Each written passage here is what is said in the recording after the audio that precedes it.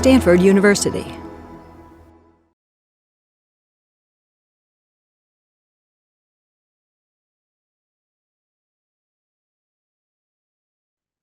Welcome. Welcome to Stanford Medicine's 10th Annual Contemplation by Design Summit. I'm Dr. Tia Rich, the founder and director of Contemplation by Design. We are so happy that you are here, creating our community together to engage in the topic, the power of self-compassion. It is a great honor to welcome Dr. Chris Germer to deliver his wisdom and insights and practical skills regarding self-compassion. Chris Germer is a clinical psychologist and lecturer on psychiatry at Harvard Medical School. He co-developed the Mindful Self-Compassion program with Kristin Neff in 2010, and they wrote 2 books, the Mindful Self-Compassion Workbook and Teaching the Mindful Self-Compassion Program. Mindful self-compassion has been taught to over 250,000 people worldwide. Dr. Germer is also the author of The Mindful Path to Self-Compassion. He co-edited 2 influential volumes on therapy titled Mindfulness and Psychotherapy and Wisdom and Compassion in Psychotherapy, and he maintains a small psychotherapy practice in Massachusetts. Join me in warmly welcoming Chris Germer. Thank you, Tia. I'm so grateful that you invited me to speak at this summit, and I'm also really grateful to everyone who's listening in. It's really quite impressive that you've been hosting this conference for the last 10 years. Contemplation is about inner focus and inner learning, and that's relatively underrepresented in modern education that's focused more on tackling outer or external problems. But as we know, inner awareness and inner transformation are essential to tackle the kinds of global problems that we're dealing with today. There really cannot be outer peace unless there's also inner peace. They work really well together. I also appreciate, Tia, the motto of the Contemplation by Design Summit, which is the power of the pause. The pause is actually kind of it's a revolutionary act, and I suspect it's even more revolutionary now than 10 years ago when you started this summit. And we don't pause very much in our lives. It can even be difficult to pause, because when we pause, we can become overwhelmed by what we have not been paying attention to, kind of like when a bus comes to a stop and all the dust that's behind the bus sort of, gets in the way. So anyhow, in the time that we have together, I'd like to talk about the inner resource of self-compassion, which can actually help us pause. It can actually help us want to pause, no matter what's going on in our lives. So self-compassion really makes arriving into the present moment a soft landing. It's sort of like landing an airplane in a storm. We're not just seeing what goes on when we stop and take a pause. We're seeing in a particular way with kindness and with a sense of common humanity. This allows us to be present with difficulty when we stop and see. Anyhow, so in the next hour, I hope to discuss what is self-compassion, what does the research tell us, how does self-compassion work, and also can self-compassion be learned? And along the way, we'll do a 10-minute self-compassion break. It's a pause. So that you can get a direct experience of self-compassion. And then, as Tia said at the end, we'll have some time for discussion. So before I go any further, I'd like to situate myself identity-wise. My pronouns are he, him, his, and my identities, male identified, white, heterosexual, American citizen, reasonably able-bodied for a 70-year-old guy, educated, middle-class, married. Most of my identities tend to be rather mainstream in the United States. And I'm also acutely aware that my identities have given me lots of privileges, but also gaps in understanding. So therefore, I am committed to discovering those gaps. I'm also open to others pointing them out. And I hope over these 3 sessions to co-create a inclusive learning environment. I'm also speaking from the ancestral land of the Massachusetts people in an area now known as Cambridge, Massachusetts in the United States. So actually taking a systemic and a historical view is especially important if we want to practice compassion, because what's unique about compassion, a key aspect of compassion, is that it's personal. It's really about how one sentient being relates to another sentient being. It's personal. And so to be truly compassionate, we actually need to know something about the lived experience of another person, But to be clear, how much do we ever really know about the lived experience of another person? How much do we even know about our own experience? Let's face it, most of it we forget, right? However, a kind of curiosity about the cultural and personal context of each of our lives really goes a long way if we'd like to grow in self-compassion. Another key aspect of self-compassion and compassion is the sense of common humanity. So when we practice self-compassion, we often speak about the universality or the common humanity of suffering.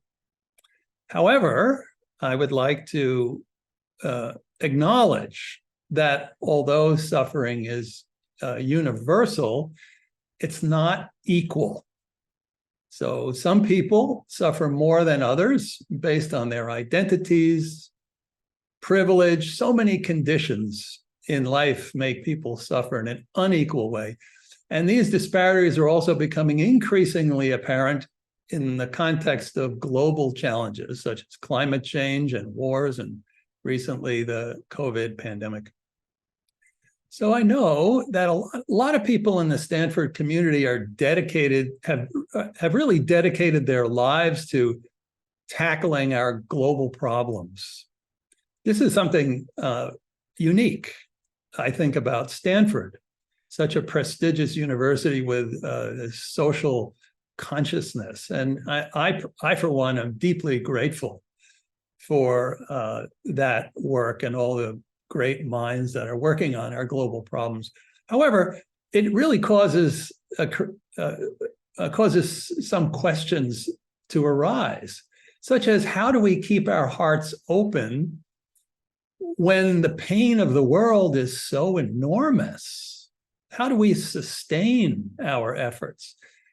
And also, how do we sustain a sense of personal competence? Isn't it so that in order to continue this work, we need to feel competent? How do we sustain a sense of personal competence when there isn't a ton of positive feedback when we're dealing with global problems? It's hard to come by. So how do we maintain a sense of self-worth and competence? So I think self-compassion can help. I would like to address some of these questions. And self-compassion is also easier than most of us think. There are certain trickiness that especially we're going to get into tomorrow in our practice session. But we all know how to fall asleep. And most of us know how to have fallen in love. So what I would like to introduce you to today is falling into self-compassion. And since self-compassion can be cultivated over the next few days, I hope also to provide some tips and some skills for starting to build this resource in yourself.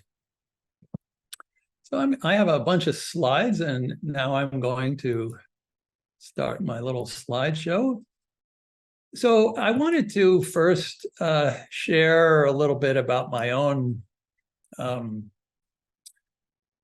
how I got interested in self-compassion. So I'm a clinical psychologist. I've been meditating for almost 40 years, largely in the mindfulness tradition.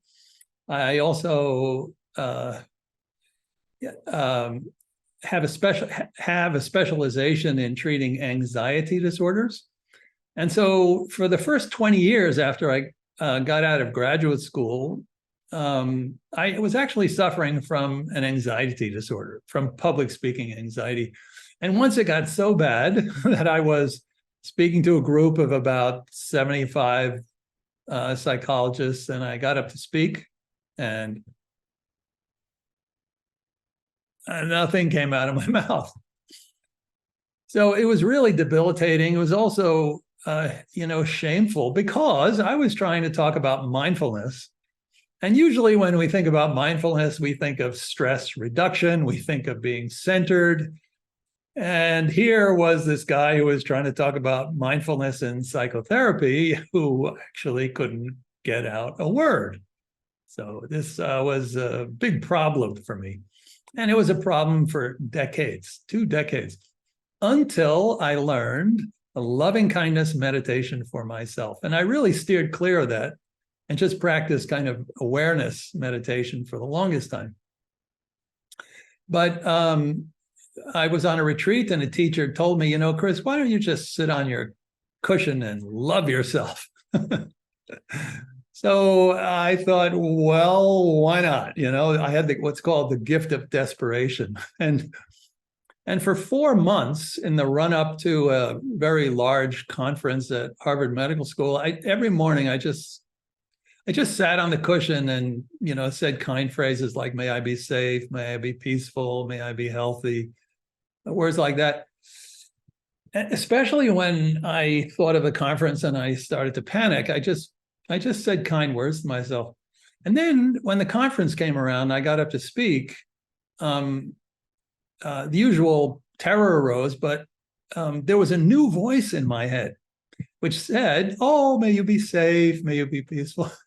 So this practice that I was doing in meditation on the cushion kind of infiltrated, got, classically conditioned, connected to my panic. And then there was a new voice when I got up to speak at this conference. And then I looked out over the audience, and everybody looked so beautiful to me, which is very unusual if you have public speaking anxiety, because the audience is the enemy, because they could judge you, So this whole transformation was a real revelation to me. But one of the main things I learned is that sometimes when we are in the grip of intense and disturbing emotions like shame, which was underlying my public speaking anxiety, that we actually can't hold shame in loving awareness until we first hold ourselves in loving awareness. So this is actually what self-compassion is. So what I learned is that we need to actually combine mindfulness and self-compassion if we're going to work in a meaningful way with a spectrum of difficult emotions. And nowadays, with all that's going on in the world, there's so much despair out there. How do we hold this despair? How do we keep our hearts open in order to continue to function and be productive and be the presence we want to be in this world, not just with ourselves and with others? So I think that self-compassion can be really helpful in that regard. And in a few moments, I'll also talk more specifically about the unique relationship to between mindfulness and self-compassion. So this is what got me interested in that. And then in 2008, I met Kristin Neff, who did most of the research, started really the field of researching self-compassion in 2003, when she created the self-compassion scale. And then in 2010, we taught our first mindful self-compassion course. And this is the course that Tia mentioned that's now taught all over the world. But our first course was right down the road from Stanford. We were at the Esalen Institute, where all kinds of crazy things get started. And our 12 people showed up at our first course, and 3 quit after the first day. So we were kind of disheartened, but lots of people started coming to us who are just full of great ideas and experience in this kind of thing. And together, now we have a global community of people who are really who have been continuing to develop the mindful self-compassion training. And now we've got lots of other trainings, self-compassion for young children, for teens. Somebody I know is even developing self-compassion for caregivers of people with dementia. I've recently created self-compassion for shame training. Kristin Neff created a fierce self-compassion training. So anyhow, it's beginning to, the trainings have begun to be more specialized, to go into different areas of life. It's incredibly rewarding. And I have to say, she and I really haven't done much in terms of trying to get the word out. We are committed to doing that as well, but there's tremendous interest all over the world, on every continent, in self-compassion. And so it's really had a kind of a life of its own. But just to back up a little bit, what is compassion?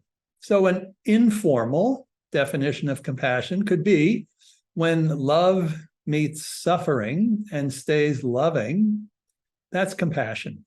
So what's unique about compassion is that it's a kind of a alchemical mixture, an admixture of suffering and love, but it's mostly love.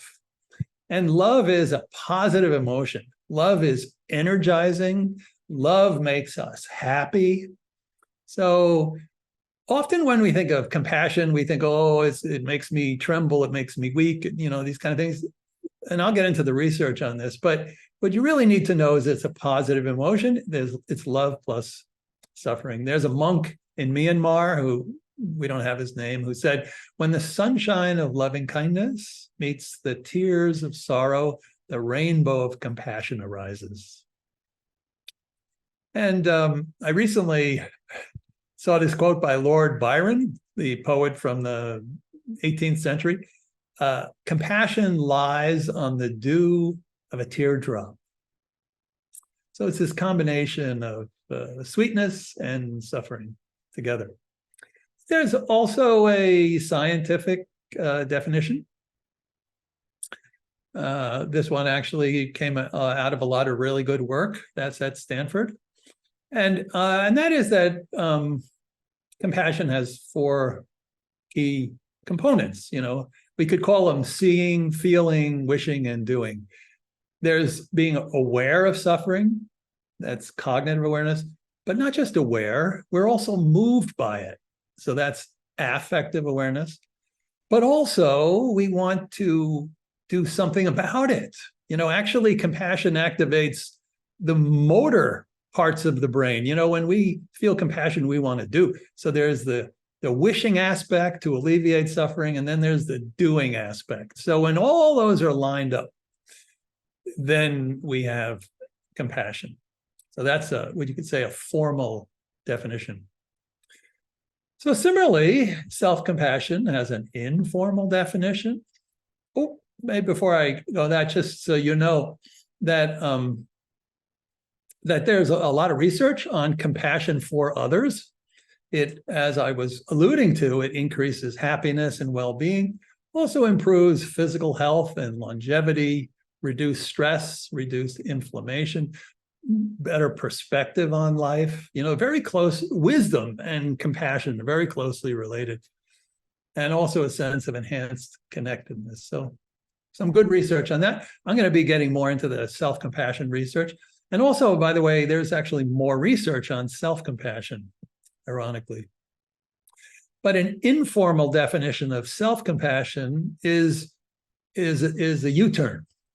It's treating ourselves with the same kindness and understanding as we would treat a good friend when things go wrong. So we can just take a moment, perhaps each of us, to reflect on this. So imagine that you have a good friend. You can even close your eyes or just take a moment to think of someone who's a good friend of yours.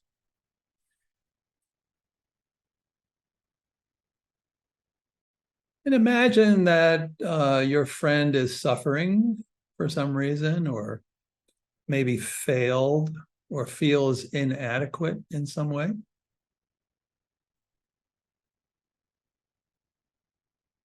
And you have a few moments with your friend. How would you relate to your friend? For example, what would the tone of your voice be? What kind of words might you use? What kind of gestures? Would you be patient or impatient? Would your heart feel soft or hard? How would you treat your friend?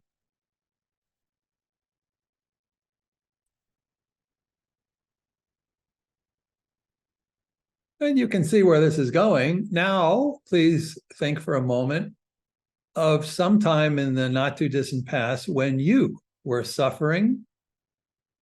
Maybe you failed at something, or for some reason you were feeling inadequate. So what went on in your own head? What kind of language went through your mind?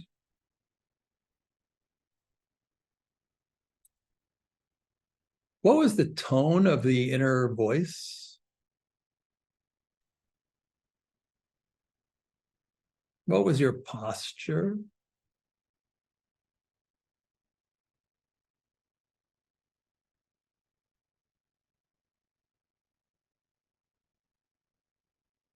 So with those two scenarios in mind, do you notice a difference?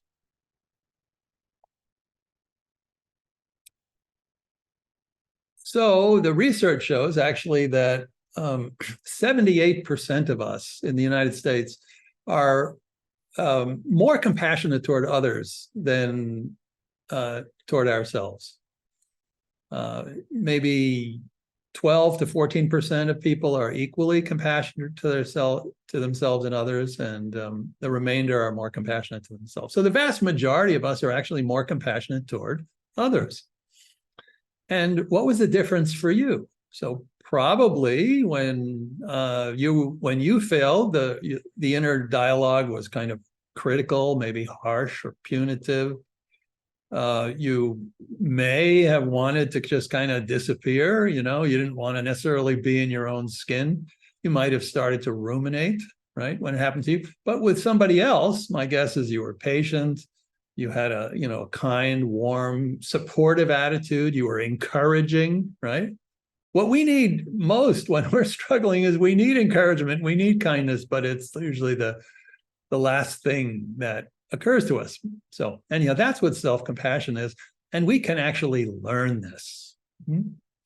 So that's what we would call an informal definition of self-compassion. So just to elaborate a little bit more on self-compassion, one way of doing that is to distinguish self-compassion from mindfulness, as I said I would. So they really are kind of two wings of a bird, Sometimes we like to say best friends forever. But there are differences in definition, and these are really quite helpful to know, particularly if you feel, I need a little more compassion in my life or a little more compassion in my contemplative practice, what does that mean? Or maybe I need to bring a little more mindfulness into my practice. What does that mean, right? So what we like to say is that mindfulness is loving awareness of moment-to-moment experience, like this thought, this feeling. Whereas compassion is loving awareness of the experiencer. Remember I said compassion is personal, right? It's loving awareness of the experiencer. So mindfulness asks, what do I know? Self-compassion asks a very interesting, different question. What do I need? Right? But what's also interesting is that, some people don't like the idea of self-compassion because they think it's going to reify the self, make the self, bigger. And the individual self is, rightly so, a source of a lot of unnecessary suffering. But we actually find that both mindfulness and self-compassion diminish the rigidity of the self, but in different ways. Mindfulness dismantles the self by breaking our experience into moment-to-moment experience, whereas self-compassion melts the self in the quality of warmth. So mindfulness actually regulates emotion by what we're paying attention to and how we're looking at it. In other words, are we focusing on this or that, and in a spacious way, right? Self-compassion regulates emotion through care and connection.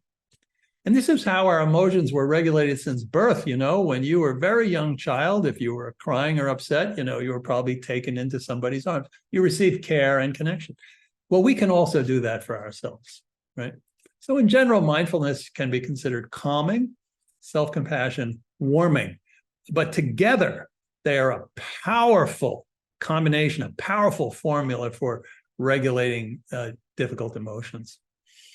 Another distinction, which I think is really important for that question that I raised in the beginning, like if you're committed to resolving some of these large problems in our lives, that there isn't a lot of positive feedback coming to us. In other words, not only could that kind of cause some despair or loss of hope, but also we won't.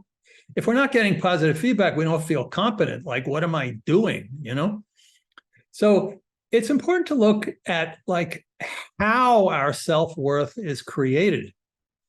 So self-worth can be created through what's known as contingent social support or positive feedback or social approval. There's nothing wrong with this, right? But self-esteem, as we understand self-esteem and historically have understood it, a large part of the self-worth associated with self-esteem comes from external sources.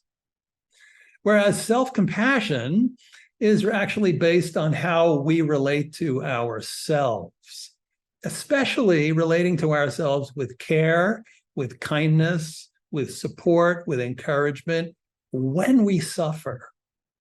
So this actually builds us up. This gives us self-worth, and it also makes us resilient.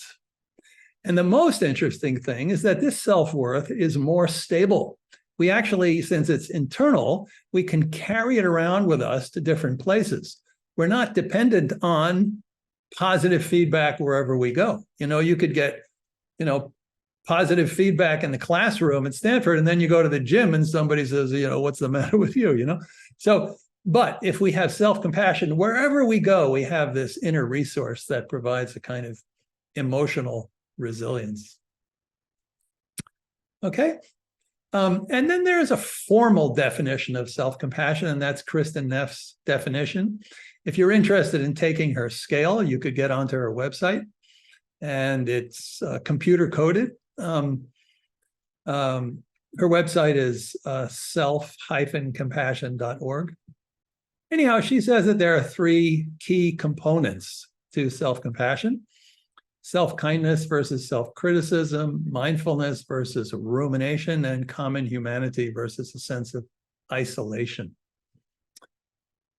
And all of those are important. Often when we think of self-compassion, we think of kindness. It's just about being kind to ourselves. But it's not only that. Actually, that could become, saccharine, right? We also need mindful awareness. We need to be clear about what's going on and a sense of connection with others. Some people who have practiced a lot of mindfulness, they say, oh, self-compassion is the same as mindfulness. Well, it's maybe at an absolute level, it's the same, but at the relative level where most of us are, most of us, struggle with, grasping, aversion, and delusion. When we're, caught up in, the worldly malaise of human perception, it's good to know. Maybe I need to bring a little compassion to myself. How do I do it? Right? But this is another really important part. So when people think of self-compassion, sometimes they get kind of freaked out. They get the cringe. It's the cringe factor, like, ooh, self-compassion. They don't like the term. Mostly they don't like it because of the self side, like self makes them think of selfishness. But compassion also makes people think of weakness, right? But this is a cultural bias because compassion can be tender or it can be fierce. If a building is burning and somebody runs into the building to save someone from that burning building, this is pure compassion, but this is not tender compassion. This is fierce compassion. And also maybe there are internal voices that are really harsh. To be able to say no to those internal voices, this is fierce compassion. It's standing up to protect. And also sometimes we need to provide for ourselves in a very determined way, say a mom with 3 kids and, she's trying to raise them herself, she needs to her compassion needs to be tough in order to succeed in doing that. And also sometimes we need to motivate ourselves to do difficult things. How do we do it? We can do it with encouragement. This is what's called fierce or yang compassion, action in the world compassion. What we usually think of compassion is tender, like comforting, reassuring, validating, soothing, right? But please don't think that that's all there is to compassion. It's a broad spectrum. So I would just like to show you a couple of hand gestures to give you a felt sense of this thing, okay? So if you're interested, it's really good if everything we talk about has a kind of embodied component to it. So we talked about the 3 components, mindfulness, common humanity, and kindness. So what I'd like you to do is first make a fist. If you like, make a nice tight fist and just notice how that feels in the body. And after a while, it kind of hurts, So we often go through our lives like this, stress.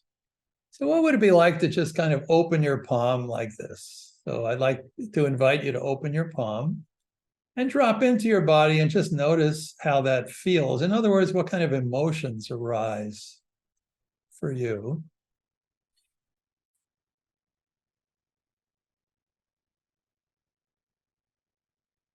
And you probably notice a sense of receptivity or warmth, ease,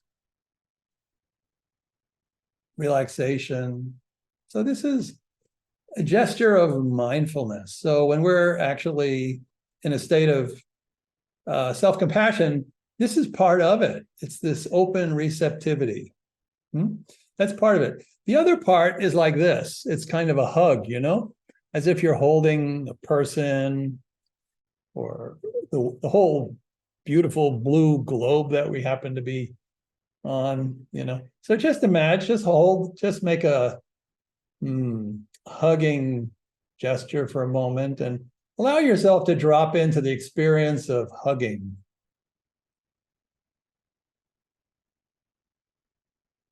And that might make you feel less alone. It might make you feel connected, might make you feel warm, might make you feel even some love, tenderness.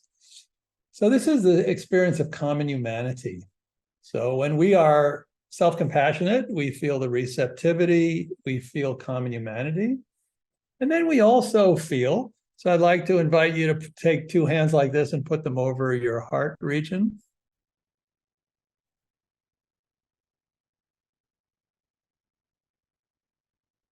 And just notice how it feels in your body as you do that.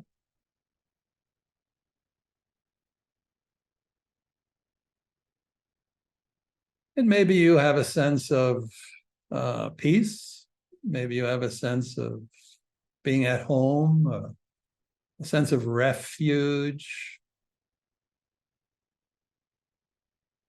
sense of warmth, kindness, care.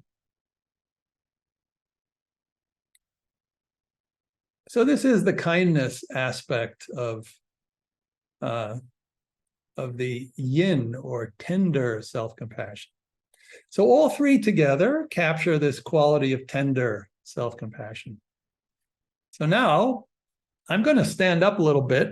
You can stand up with me if you like, or you can just do this sitting in your seat. But I'd like to give you a felt sense of fierce self-compassion. Okay? So with fierce self-compassion, if you're standing,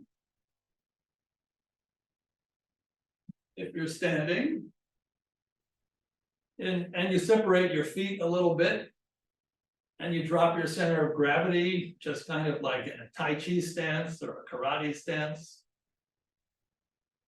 This is actually a felt sense of fierce self-compassion. There's a quality of strength. There's a quality of balance, flexibility, and readiness, ready for action. So of the three components of self-compassion, of fierce self-compassion, one of them is protection. So with protection, we can say no. We can also put one hand on the heart as we extend the other. No. No. And this is really important. Sometimes the most compassionate thing we can do for ourselves is to make a boundary, to have the inner capacity, the inner strength, the inner compassion to be able to say no to harm. Okay? So that's protecting. But then there's providing. This is a yes. Sometimes we just need to give ourselves things that are valuable to us, that are meaningful to us, that are necessary for us. So yes is like this. Yes. Yes. Yes. Some people go, yes, yes, yes, yes, yes. You know, this is a kind of affirmation of your value, affirmation of your needs. Yes, yes, yes. Some people are not good at that at all. This is self-compassionate to be able to say yes when you need it. And lastly is, so we have protecting, providing, and encouraging. Or protecting and providing and motivating. So motivating is like, you can do it, or let's do it, or a gesture like this, let's do it. You can do it. Or Rafael Nadal and his coach, when they're going to play tennis, they say, vamos, vamos. So that sense of inner encouragement is really important and is an intrinsic part of fierce self-compassion. So hopefully that's given you a little stretch so you're not just hearing words all the time. And now I'd like to lead you in the self-compassion break. A self-compassion break. And this is one of the most popular informal practices within the 8-week mindful self-compassion program. And it's based on the three components of self-compassion: mindfulness, common humanity, and self-kindness. And I'm going to do it right now as kind of a somewhat of an extended reflection, but you can do any part of this self-compassion break. Anytime you feel any stress or discomfort, or you can do the whole thing, you know. I can say at the outset that I've done this so often that for me, when I need a self-compassion break, I just tap my chest 3 times. I go like this, 1, 2, 3. The first part means I see you, mindfulness. The second tap means I'm with you, common humanity. And the third tap means I love you. I see you, I'm with you, I love you. Boom, boom, boom. Self-compassion break, 3 components. But we're going to stretch it out right now so that everybody has a fuller experience, okay? So if you'd like to do this, please find a comfortable position somewhere.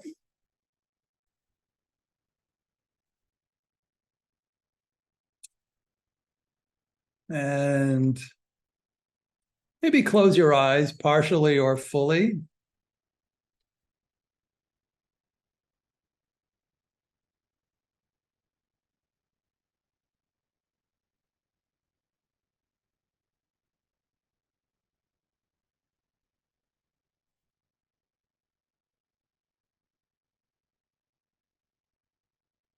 And then I'd like you to think of a situation in your life that's difficult. Might be causing you some stress right now. Maybe it's a health problem or a problem in a relationship or a work problem. So please choose a specific problem, but in the mild to moderate range. In other words, nothing that's overwhelming, nothing traumatizing, not a big problem, something. So choose carefully some problem in your life, kind of in the mild to moderate category.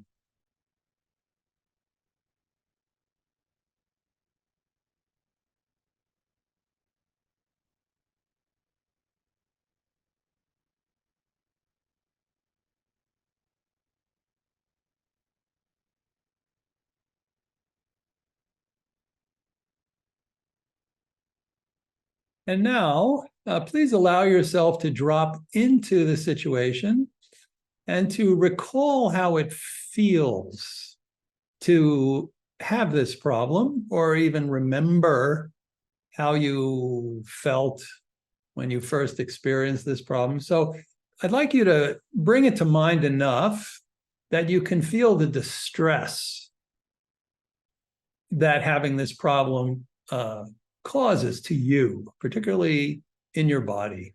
So this is a courageous act. We're just touching the discomfort. So bring it enough to mind that you can kind of feel discomfort. Usually in life, we don't need to go chasing after problems. We can do self-compassion break when they come to us. But for now, we're just doing it this way.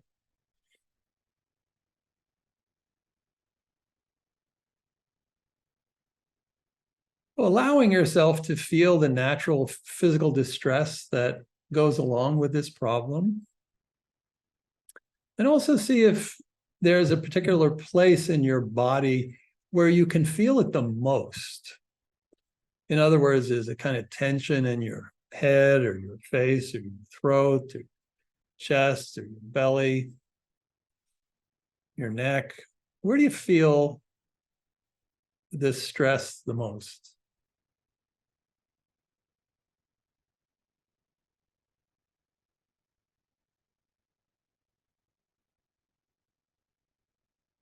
And then see if you can allow this experience to be just as it is. In other words, see if you can begin to make a little room for it, a little space for it. Knowing that you come by it honestly, you come by it naturally. A problem like this does cause stress in the body. So see if you can just for a moment allow that to be so, not wishing it were otherwise.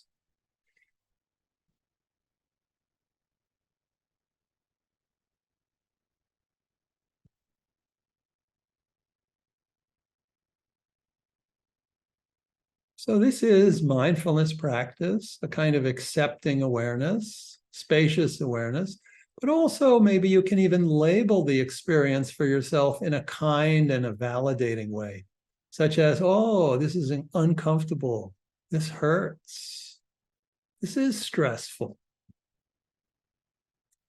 naming it for yourself as you would for a friend, like, ouch, this is uncomfortable.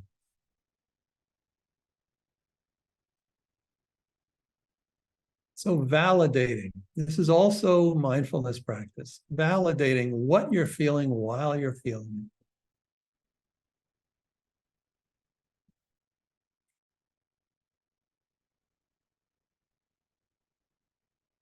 So that's part one of the self-compassion break. Part two is common humanity.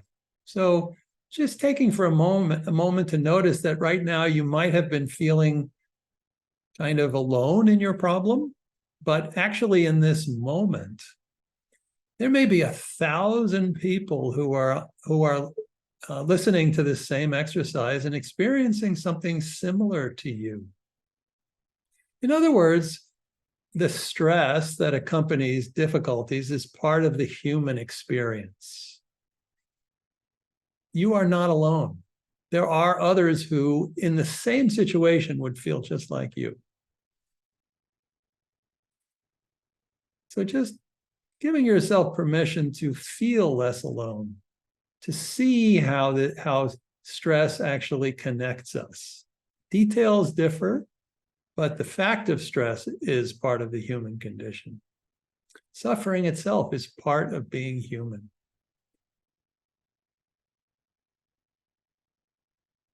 So just allowing that awareness to sink in a little bit. You are not alone right now.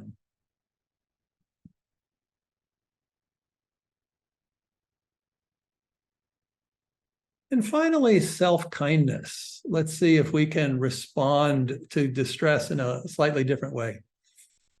So in particular, can you give yourself some kindness, not to make the feeling go away, but just as an expression of kindness because you're struggling, right? So one way of doing this simply is where you may have noticed that you felt the tension or stress the most in your body, you can just take a hand, if it feels comfortable to you, and place it over that part of your body. Just place it there.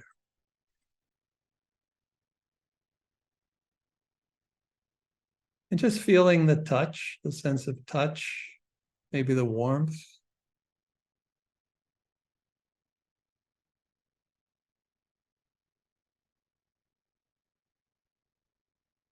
And if you like, you can even imagine kindness flowing through your fingers into that part of your body that's been holding this stress, perhaps for some time.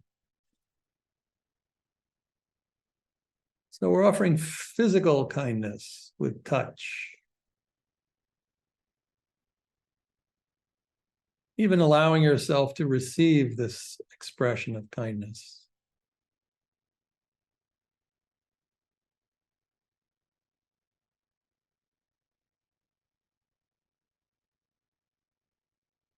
And as you do this, consider for a moment what you would most like to hear in a moment like this. With this problem, if somebody were to whisper into your ear something that you would love to hear or really need to hear, what would those words be? So maybe you would hear, I'm here for you. I love you. You're a good person. Maybe there's some words that would land just right for you. Words that would allow your heart to rest just a little bit more. What would they be? Take a moment.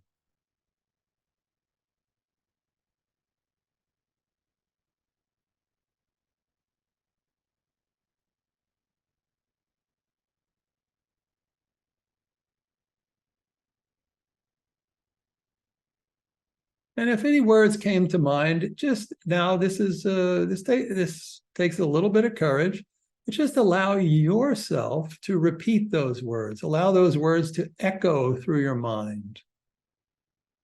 Allow those words just for a few moments to fill your being, maybe even to land somewhere inside of you.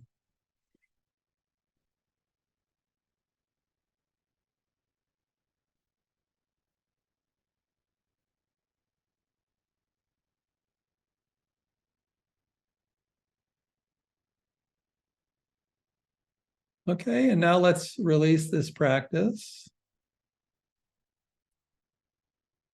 We'll let it go for now, but still with your eyes closed, resting in your experience.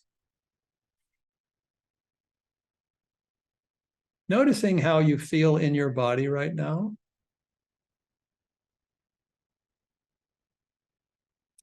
Seeing if you can allow yourself to feel whatever you're feeling.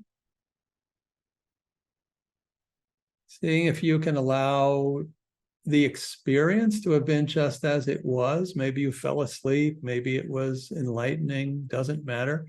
Allowing it to be as it was.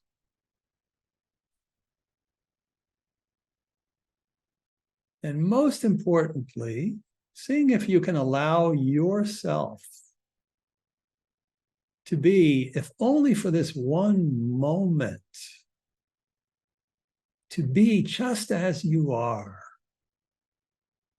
fully human, just like this. Complete permission, if only for a moment, to be just like this.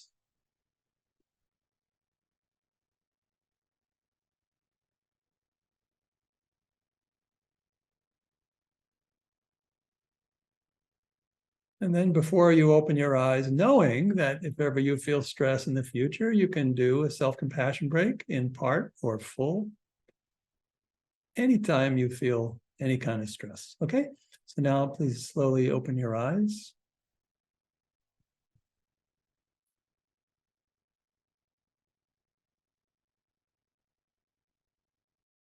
So I'd just like to share a few more things over the next 15 minutes with your permission. I'd like to talk a little bit about the research, so there are certain myths about self-compassion. Remember I said there's the myth of, there's the fear of selfishness. It will make me more selfish, and also the fear of weakness. So now there are over 5,000 articles in the academic literature on self-compassion, and frankly, there are 3 or 4 coming out every single day. And so one way of summarizing actually all this research in a word is emotional resilience. People who are self-compassionate, they cope better with stress and upset, even trauma. People who are high in self-compassion, when they have war trauma, it's less likely to turn into post-traumatic stress disorder. People who suffer from chronic illness, people who go through a terrible divorce, they bounce back much more easily when they have that inner resource of kindness, and they don't forget that their experience is part of the human experience. And they can also look at it, clearly. So self-compassion is not weak. It's actually a powerful form of inner resilience. And then the other concern is selfishness. But the research shows actually that people who grow in self-compassion, they actually grow in compassion for others. This is very reliable. When I had my experience with public speaking anxiety, after 4 months of practicing self-compassion, when I looked out over at the audience, they used to be the enemy, but now they looked so beautiful to me. So when the inner landscape is warmed up, it just naturally flows outside, right? And even now, where we just 2 weeks ago, there's been new research shows that people who are high in self-compassion actually experience less, they're less likely to stigmatize others, right? So it's not selfish. The romantic partners of people who are self-compassionate describe their self-compassionate partners as more collaborative, less aggressive, and more willing to compromise. So there's this quality of including others, this quality of natural empathy, like the way you feel impacts me, so we're going to try to get this right. People who are self-compassionate are not selfish. They're actually more compassionate toward others as they grow in self-compassion. Then one concern is self-pity, that I'm going to be like a little ball just thinking about myself. I don't need that. But the research shows that actually people who are high in self-compassion, they ruminate less, and they're also more likely to see their experience in a broader perspective. Some people worry I'm going to become, self-indulgent. I'm just going to sit on the couch and, eat bonbons and watch TV. Doesn't happen. People who are high in self-compassion, they actually treat themselves better, more, and they have healthier lifestyle. They drink less, they exercise more, they get sleep when they're tired, they eat more healthily.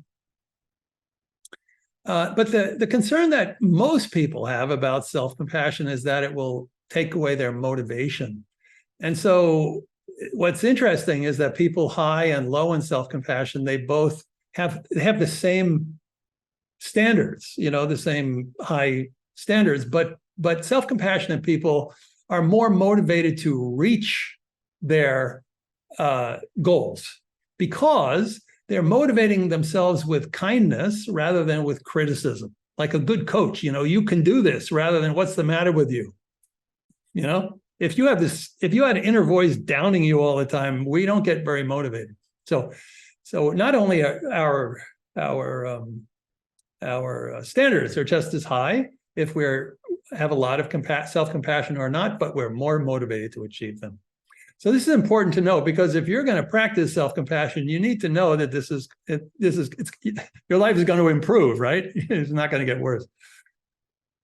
I'm not going to go through this in detail now, but you just need to know that across the board, these 5,000 studies, they show improvements in so many areas of well-being, even random things like, wisdom and conscientiousness and creativity and hope. We were talking in the beginning of this session about hope in the face of global challenges. Self-compassionate people have more hope, more emotional resilience, emotional intelligence, and so forth. It's across the board. It's a little ridiculous, to be honest. And decreases in anxiety, depression, stress, rumination, suicidality, shame. That's one of the most reliable findings in the research. As self-compassion goes up, shame goes down. You don't even have to talk too much about shame. All you need to do is learn self-compassion, and shame will go down. And most people don't realize how shame controls their life. It does.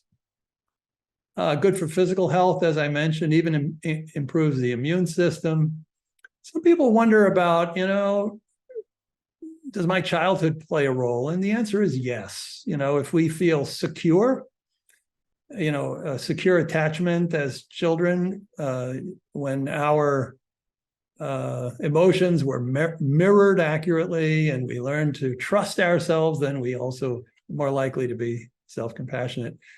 In contrast, if we've been criticized a lot or we're in a critical environment, we also tend to criticize ourselves. So, but one thing we know is that no matter what a person's childhood was like, we can still grow in self-compassion. So remember I said we would start to answer the question, how does self-compassion work? Well, if you want to look at it neurophysiologically, there are really three main things.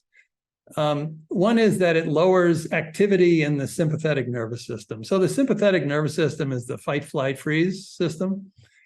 And so when that's aroused, we usually have fear. So across the board, self-compassion seems to lower the arousal of the sympathetic nervous system, which means we have less fear. Similarly, it increases the parasympathetic nervous system activity. And one measure of parasympathetic activity is what's called vagal tone, the tone of the vagus nerve. And heart rate variability is a very good way of measuring the tone of the vagus nerve. And when people's vagus nerve is active, they usually feel safe in connection, a sense of safety, even existential safety. So Self-compassion works by decreasing fear and increasing a sense of safety, even interpersonal safety. And it often does this by activating areas in the frontal area that increase our executive control over emotion. So in other words, it ultimately decreases activation of the amygdala, which can lead to activation of the sympathetic nervous system. But then the question is, okay, how do we learn it? How do we learn self-compassion? So in all this research we have, initially we thought, well, the way to learn self-compassion is you have to take a self-compassion course, or you have to learn mindfulness meditation, and then you'll be more self-compassionate. Well, what we're finding is that just about anything that we do with the genuine intention of being, bringing something good to ourselves tends to, lo and behold, increase self-compassion. In other words, self-compassion is actually goodwill training. It's not good feelings training, because sometimes we don't feel so good. And I will explain this tomorrow in our practice session, why sometimes there's like a bit of a rebound effect. It's what we call backdraft. But fundamentally, self-compassion is goodwill training, which means that anything that we do with this attitude of goodwill, we'll actually be reinforcing goodwill toward ourselves. And will, or intention, is the most subtle part of human psychology. There's intention, there's emotions, there's thoughts, there's behaviors. Intention or motivation is the locomotive that pulls the train. When your will is directed in a positive way, then your emotions are going to be more positive, your thoughts and your actions. So it's goodwill training. So when we train ourselves in goodwill in any way, it seems that people grow in self-compassion. So we learn, for example, that if you don't have a dog and then you own a dog, if you really want to have a dog, you're probably going to increase in self-compassion. Forest bathing, go into the woods to enjoy the woods, or practicing yoga if you like yoga, or being kind toward others if you like being kind toward others, or taking long hikes. That research came out just a few months ago. If you're a hiker and you take long hikes, not just the little ones, nice ones, probably going to develop more self-compassion if you're doing this activity kind of as an act of kindness, And you can also learn self-compassion by learning mindfulness. You can also learn self-compassion by taking the mindful self-compassion training. We actually found that when we look at like how much scores on the self-compassion scale increase from many different activities, actually specifically learning self-compassion, in other words, taking a self-compassion course to learn self-compassion, tends to actually do the trick. It tends to increase self-compassion a lot more than otherwise. There is a quintessential self-compassion question, and I alluded to it before. But when you're suffering and you want to know, how can I be self-compassionate? Ask yourself the question, what do I need? What do I need? And if you're really overwhelmed, you probably cannot answer it particularly well. So then you can break it down. You're like, what do I need now to feel safe? Or what do I need now to physically soothe myself? Or what do I need now to protect myself? What do I need to say to protect myself? So this question, what do I need, will show you the way to self-compassion. Or, remember the U-turn that we discussed right in the beginning? That is, say, how would you treat a friend in the same situation? This is also a really helpful practice instruction. Like, when you are suffering and you just don't know what to do, how to take care of yourself. If you say, I want to be self-compassionate, but I don't know how to do this, say, if I had a friend feeling exactly like I do in this situation, how would I treat my friend? Would I ask my friend to go out for a walk? Would I, make a nice meal for my friend? Would I listen to music? Would I journal? Would I, what would I do? And then lastly, the question is, how do I care for myself already? So all of us who are adults actually know self-compassion. We know how to do it. We have been caring for ourselves when we suffered. Maybe not as well as we could, but we do know how to care for ourselves.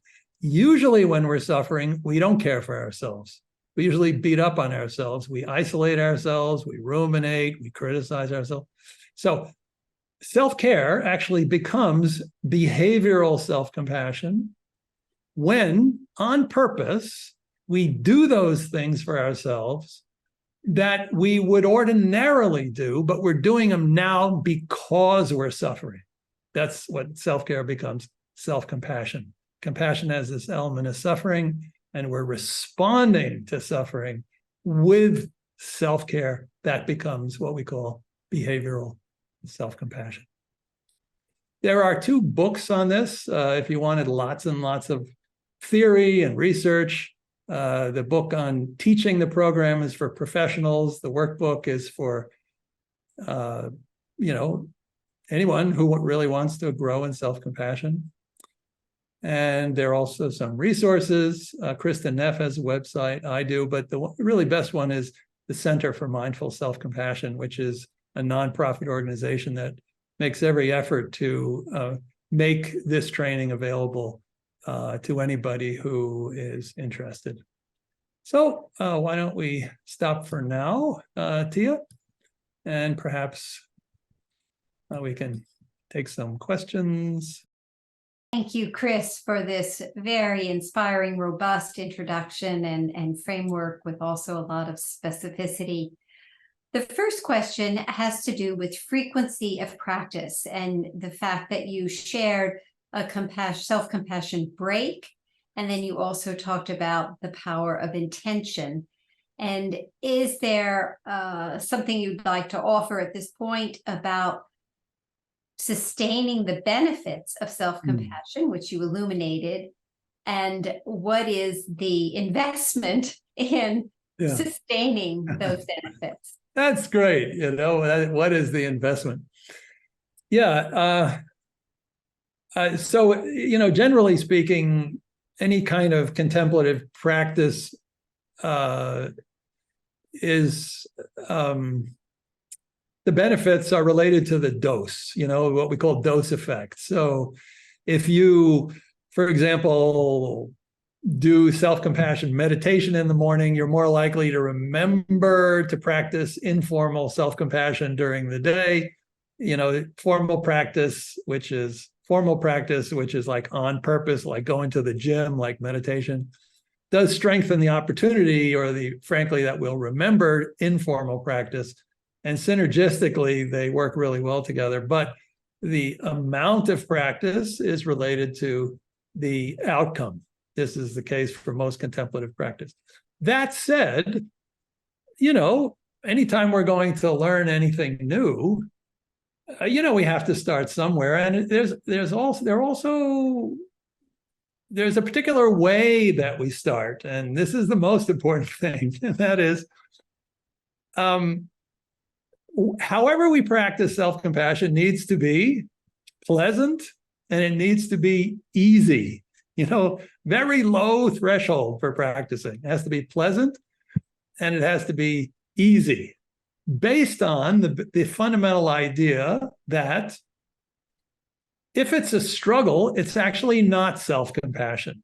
So when self-compassion feels like work, it is no longer self-compassion. If it feels like stress, we're actually training ourselves in the fine art of stress.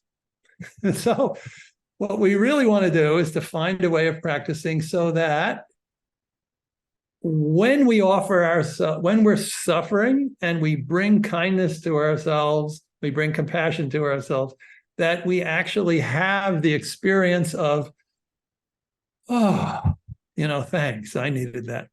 And that then becomes self-reinforcing. And if you do this once with real relief, you're going to do it twice. And if you do it twice, you'll do it 10 times. And if you do it 10 times, you might think, I'd like to feel like this all day long. How do I do that? So let's make it easy. Let's make it pleasant. Let's make it self-reinforcing. And there's so many ways to do that. You can listen to music on purpose. If it makes you happy, you will find yourself doing it. If you want to meditate, there are a bunch of core meditations in the MSc program that really nourish this quality of self-compassion. We'll be talking about them tomorrow and the day after. But the most important thing is it should not be work. It should be a relief. Very clarifying. Thank you, Chris. The follow-on question to that is just the specifics of what were the 3 statements when you demonstrated the self-compassion break and were giving the taps to your heart. Oh, my own little thing. Yeah. So the 3 components of self-compassion are mindfulness, common humanity, and kindness. So 3 taps for me mean the first tap is I see you. That's mindfulness. In other words, validation. I am seen. The second is I'm with you, or I feel you. I see you, I feel you. I feel you means you're not alone. I'm here with you. I see you, I feel you, and I love you. I love you is kindness, So I give myself 3 taps. So for now, these 3 taps are what we call in psychology a discriminative stimulus for the whole self-compassion break. It's like condenses the whole thing. I see you, I feel you, I love you. Boom, boom, boom. But to get there, you have to kind of feel your way through it, usually a little more elaborate before that. Thank you. Mm-hmm. Another person asks, do you think self-compassion should be a prerequisite to all methods of self-reflection and contemplation? And then goes on to say, bookstores are full of self-help sections and self-reflection is not for the meek. External mindfulness is great, but to go inward without self-compassion can open up a painful can of worms. Yeah, so true. Absolutely true. So this is very individual, for people who have if somebody's going to do deep practice, like sit on the cushion a lot and look inward a lot, definitely you have to have a lot of self-compassion or it's just not possible. If somebody's going to sit on the cushion for 10 minutes or 20 minutes, they may not need as much self-compassion. However, if they're a person who has a lot of self-criticism and self-doubt, even 2 minutes can sometimes be too much. So it's very individual. What generally speaking, what we say is, if a person has a tendency to kind of doubt themselves, blame themselves, or criticize themselves, or criticize their practice, like their meditation practice, then we really need to front load more self-compassion, or else they're going to quit, But there are some people who really are not very hard on themselves, and they don't need it so much, and maybe even self-compassion makes them feel, uncomfortable. So they just want to practice awareness practice or some other kind of practice. So that's perfectly fine. But there is no doubt in my mind that if somebody wants to go deep into contemplative practice, it is simply not possible until we know how to bring kindness to ourselves in the midst of suffering and to be unambivalent about it. Yeah. Thank you.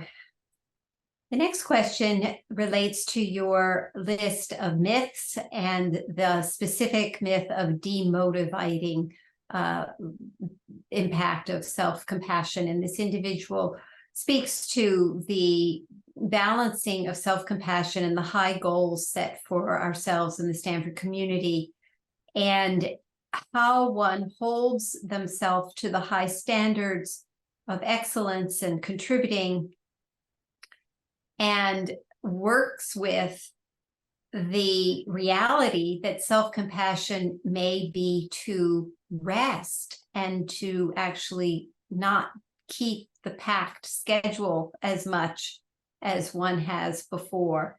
And how can this process of what may be perceived as lower standards be worked with? You spoke about being motivated from kindness rather than criticism. How does that actually play out when it comes to, I'm going to sleep instead of running another lab test? Yeah. So this is an excellent question. So really high performers, they actually, I was just reading a study yesterday about top athletes. In order to be a top athlete, you actually have to have self-compassion, or it's not sustainable. If you've been a top athlete for a while, you know something about self-compassion. If you don't have self-compassion, you're gonna burn out fast. You know, it's gonna be you're gonna be a flash in the pan. So, in answer to the question, for long-term excellence, you need self-compassion. You must rest. However, if you have to do a charrette, if you've got a grant that has to go out on Monday at 12 noon and it's, Tuesday the week before, and you just basically need to be sleepless for 6 nights, do it. That may be actually the best thing for you. That might be the most compassionate thing, not to sleep and not to eat and just go crazy and get your grant out, but don't plan to do this for 2 weeks or 3 weeks. And to the best of your ability, don't plan to do this again if you can help it, start earlier, So anyhow, the issue is short or long-term benefit. In the short term, maybe the most self-compassionate thing is to really, give it everything you got. But if you do that all the time, you're not going to succeed. I can tell you, as a clinical psychologist, I see a lot of really, really high-functioning, burnt-out people. And across the board, they are just not kind to themselves. They never let themselves sleep. They never let themselves rest, and that's not sustainable. So you introduced this view of the long arc of a life in what you're describing. Thank you. Mm-hmm. Thank you. To be really successful in life, we're learning this, it's not just native intelligence and brilliance and creativity, it's persistence. Mm-hmm. Persistence, grit is such an important part of, and also growth mindset, like I can do it, is such an important part of success in life. But in order to make it sustainable, we must be kind to ourselves in the long run. Mm-hmm. And it's also not just about like physically burning out. What happens there's a very close association between living close to our core values and self-compassion. In other words, what actually is meaningful in life. And people who are not self-compassionate, they either can't see it or they don't live close to what is meaningful to them. And if we don't live close to what is meaningful, the energy is going to dry up. We won't do it. We won't persist. We won't, keep our eyes on the prize because something fundamentally is not being nourished inside of us, So self-compassion actually allows us, this is part of the providing part of self-compassion, is to know what we value and to cleave to that part of ourselves, to trust that part of ourselves, to actually live our lives in a way that is consistent with our core values, and that will give us energy to carry on. So it's not just about physical survival, it's also about emotional survival in the heart. We have to be able to turn inward, see what we need, and give it to ourselves, or we won't sustain. We have members of this program who are in positions of leadership and management, as well as individuals who are students and faculty. And there are a few questions about the dynamic of being the leader or the manager.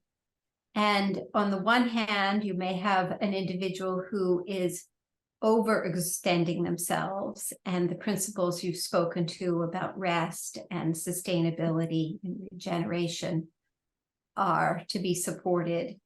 And then you have another individual who may be presenting as underperforming, under contributing to that work group. As a manager and a leader, how would you advise the individual speak about self-compassion when we have different scenarios within a work group? So just so I understand the question, is the main question like, coming from compassion, what do you do about someone who's not pulling their weight? Yes. In other words, how do you address? And that there might be someone who's overextending. So as a manager, how would you address both in as a leader? Would you do it individually? Would you do it in, how would you approach it? Yeah. Okay. Well, a few things. First of all, the question of how always requires not just compassion, but also wisdom. And wisdom, like an operational definition of wisdom, is understanding the complexity of any given situation and finding our way through.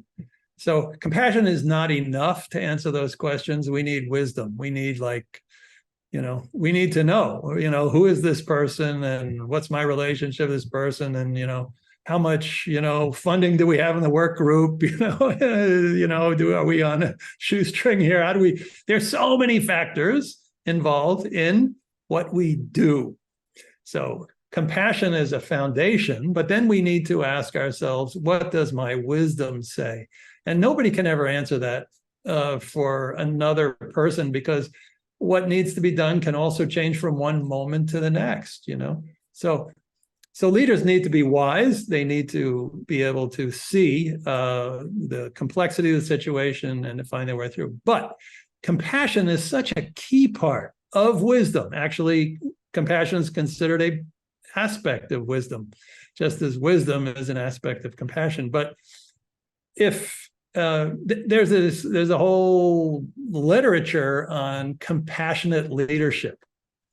And there's even growing literature on self-compassionate leadership, which shows, for example, that a self-compassionate leader actually inspires other people to be self-compassionate.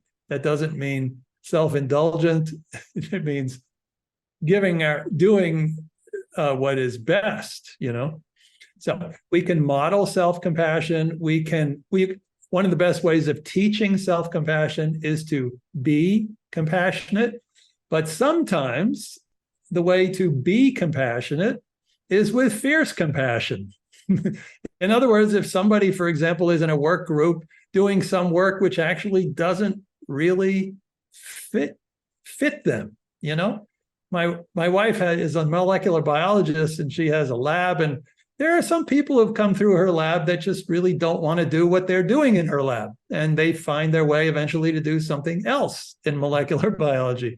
But it was important for her as a compassionate leader to be able to see that and to have a conversation about that so that everybody benefits, So on the foundation of compassion, which means on the foundation of seeing, feeling, wishing, and doing, right? We can see the situation, we can feel the person, we're not just angry at them, we can wish them well, and we can do something, to try to improve the situation. We don't know what that is. In order to be truly compassionate, we need to engage our wisdom.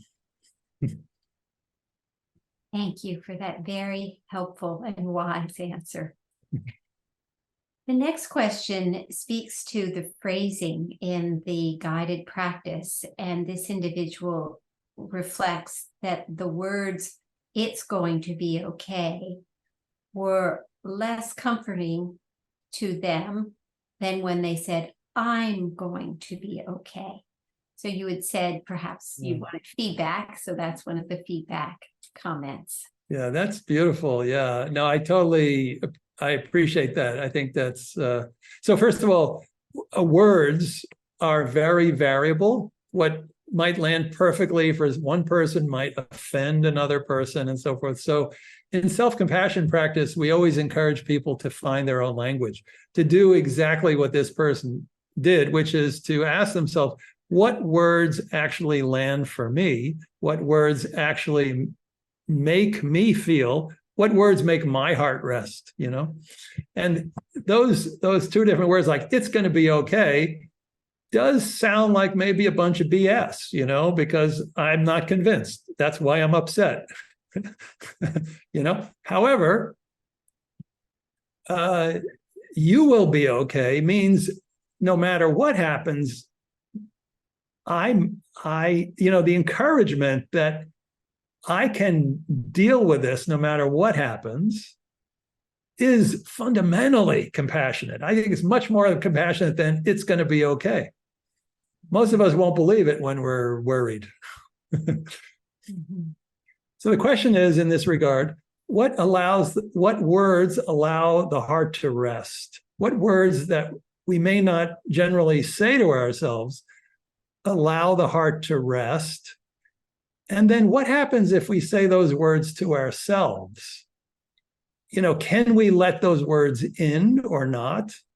Do we need to modify the words so that they actually can get through the door of our hearts? And when they're in there, is there a place where they can settle so that I can settle? So this is a real poetic journey to find the right words, and also it takes a certain amount of skill and